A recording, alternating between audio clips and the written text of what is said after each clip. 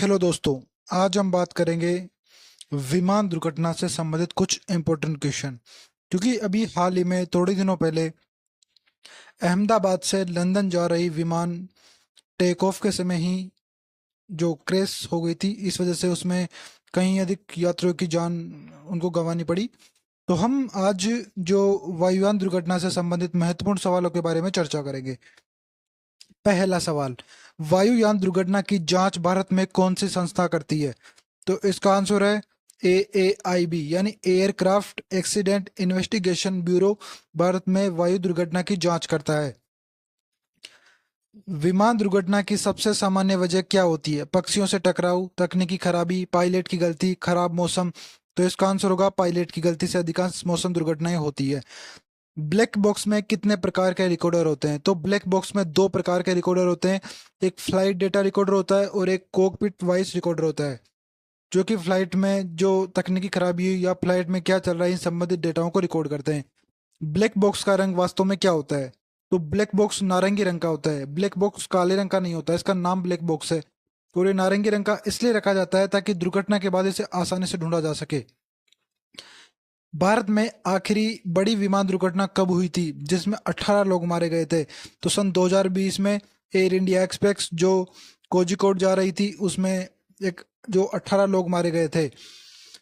मेडे शब्द का उपयोग किस स्थिति में किया जाता है? तो हाल ही में भी मेडे शब्द बहुत अधिक चर्चाओं में रहा था, क्योंकि अभी जो प्लेन दुर्घटना हुई थी इसमें, तो इसमें आपातकालीन स्थिति में किया जाता है। जब विमान में कोई बहुत बड़ी आपातकालीन स्थिति आ जाती है तो पायलट मेडे मेडे संकेत देता है। ब्लैक बॉक्स किस सामग्री से बना होता है? तो ब्लैक बॉक्स टाइटेनियम का बना होता है। ये उच्चतम तापमान और बहुत अधिक प्रेशर सहन करने की क्षमता रखता है। किस संगठन ने जो 9/11 विमान हमला किया था? तो अल-कायदा समूह के द्वारा। विमान दुर्घटनाओं से संबंधित जानकारी एकत्र करने वाली अंतरराष्ट्रीय संस्था कौन सी है? तो इसका आंसर होगा ICAO, international civil aviation organisation यानी अंतरराष्ट्रीय नागरिक उड्डयन संगठन। विमान दुर्घटना के बाद ब्लैक बॉक्स कितने दिन तक सिग्नल भेज सकता है? तो 30 दिनों तक। विमान में आग लगने की मुख्य वजह क्या होती है? ऑयल लीकेज, बैटरी ओवरहीटिंग या बिजली का शॉर्ट सर्किट हो सकता है। किस भारतीय एयरलाइन का विमान 2020 में कोझिकोड में क्रैश हुआ था? तो इसका आंसर है एयर इंडिया एक्सप्रेस का। ब्लैक बॉक्स विमान के किस भाग में होता है? तो ब्लैक बॉक्स विमान के पिछले भाग में होता है, जिसे हम टेल कहते हैं। प्लेन क्रैश होने पर यात्रियों को सबसे ज्यादा सुरक्षित सीट कौन सी मानी जाती है? तो पीछे की सीट। पायलट एरर से क्या अभिप्राय है? पायलट की तकनीकी गलतियों की वजह से जब कोई प्लेन जो क्रैश हो जाता है तो उसे पायलट की तकनीकी गलती मानते हैं। ICAO का मुख्यालय कहाँ स्थित है? तो इसका मुख्यालय मॉन्ट्रियल में स्थित है। और ICAO की full form international civil aviation organisation. विमान उड़ान भरने से पहले किस संस्था से अनुमति लेता है? तो इसका आंसर है DGCA से। विमान दुर्घटना के बाद ब्लैक बॉक्स किस संयंत्र से ढूंढा जाता है? तो सोनार सिस्टम के माध्यम से। फ्लाइट रिकॉर्डर किससे बना होता है? टाइटेनियम और स्टील से बना होता है, जो उच्चतम तापमान और बहुत अधिक दाब को सहन कर सकता है। क्या ब्लैक बॉक्स वाटरप्रूफ होता है? हाँ, वाटरप्रूफ होता है। यह पानी के अंतर्गत गहराई में उच्च दाब को सहन करने की क्षमता भी रखता है। विमान में फ्यूल लीकेज का मुख्य खतरा क्या होता है? आग लगना। किस प्रकार की एयरक्राफ्ट सबसे ज्यादा दुर्घटना का शिकार होती है? तो प्राइवेट जेट्स। विमान दुर्घटना के बाद यात्रियों को किन्हें सूचना देना चाहिए? पुलिस को या NDRF की टीम को देना चाहिए, ताकि वो तुरंत बचाव अभियान शुरू करे। विमान दुर्घटना की जांच रिपोर्ट आमतौर पर कितने समय में आती है? तो 1 वर्ष या उससे अधिक समय लग जाता है। विमान के दोनों पंखों में क्या भरा होता है? फ्यूल भरा होता है, क्योंकि विमान में बहुत अधिक फ्यूल होता है। अभी अहमदाबाद में जो प्लेन क्रैश हुआ था उसमें 1.25 लाख लीटर फ्यूल होने की संभावनाएं बताई गई है।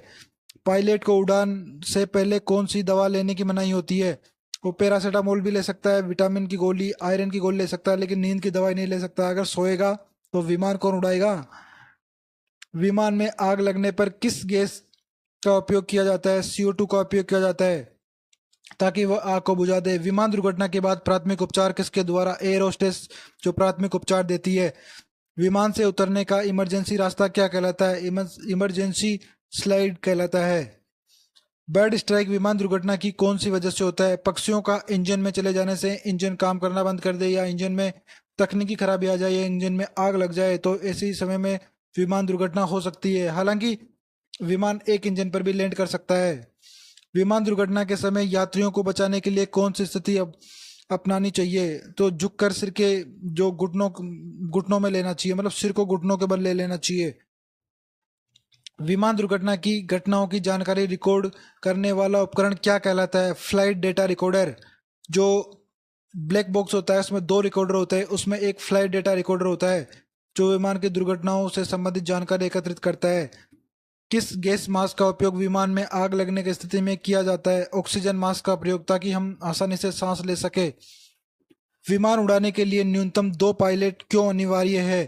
ताकि एक पायलट को यदि कुछ भी बीमारी या कुछ भी आपातकालीन स्थिति आ जाए तो वह विमान को उड़ा सके। फ्लाइट के टेक ऑफ और लैंडिंग के समय दुर्घटना की संभावना अधिक क्यों होती है?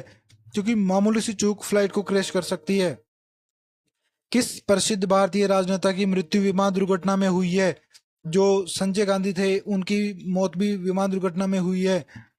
विमान उड़ान से पहले किस परीक्षण से गुजरता है? तो ग्राउंड टेस्ट से गुजरता है। यात्रियों को विमान दुर्घटना से पहले किस सिग्नल से चेतावनी दी जाती है? ताकि सीट बेल्ट साइन, ताकि वो सीट बेल्ट बांध ले। विमान में इमरजेंसी के समय किस बटन से अलार्म भेजा जाता है? पैनिक बटन से। भारत की सबसे पहली विमान दुर्घटना कब हुई थी? 1949 में। विमान दुर्घटना के बाद मुआवजे का प्रावधान किस कानून के तहत है? नागरिक उड्डयन अधिनियम के अंतर्गत। जब विमान समुद्र में दुर्घटनाग्रस्त होता है तो कौन सा उपकरण यात्रियों को बचाता है? तो लाइफ जैकेट और राफ्ट। विमान के इंजन में पक्षी के घुसने की घटना को क्या कहा जाता है? Bird strike. विमान दुर्घटना होने पर सबसे पहले कौन पहुंचती है? तो एनडीआरएफ की टीम और आपातकालीन टीमें पहुंचती है। विमान दुर्घटना में सर्वाधिक जोखिम किसे होता है? तो आगे बैठने वाले यात्रियों को होता है, क्योंकि विमान दुर्घटना में हमेशा सबसे आगे बैठने वाले यात्री ज्यादा खतरा होता है। अंतर्राष्ट्रीय विमान दुर्घटना जांच मानकों को कौन तय करता है? तो ICAO। इसकी फुल फॉर्म मैं बता चुका हूँ, इंटरनेशनल सिविल एविएशन ऑर्गेनाइजेशन। विमान क्रैश एनालिसिस में किस यंत्र की भूमिका अहम होती है? फ्लाइट डेटा रिकॉर्डर की, जो ब्लैक बॉक्स में का एक पार्ट है। किस मौसम में विमान दुर्घटना का खतरा अधिक होता है? मानसून में। पायलट और एयर ट्रैफिक कंट्रोल के बीच संवाद किस फ्रीक्वेंसी पर होता है? VHF फ्रीक्वेंसी पर। विमान दुर्घटना में यात्रियों के लिए किस प्रकार का बीमा होता है? यात्री बीमा होता है। यदि आपको वीडियो पसंद आया है तो आप वीडियो को लाइक कीजिए, सब्सक्राइब कीजिए और अपने अधिक से अधिक दोस्तों को शेयर कीजिए। धन्यवाद।